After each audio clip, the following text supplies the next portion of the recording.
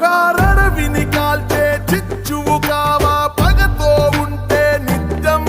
ఆ వేడిని దాటి వెలుగువు కావా మన్నిస్తే కొంచెం పడి తడబడుతూనే పొరబడుతూనే నేర్చే మనుషుల నైజం ప్రతి తప్పును పగతో దండిస్తే ఇక మిగిలేది శూన్యం ఏ నేరం ఎరుగని ఆకులను కన్నీరుగరాల్చే కాలం మళ్ళీ తొలి చిగురులు ఇచ్చి మార్పేస్తుంది తను చేసిన గాయం మన్నింపు లేదంటే ఈ లోకాన ఏది లేదులే మన్నించే హృదయం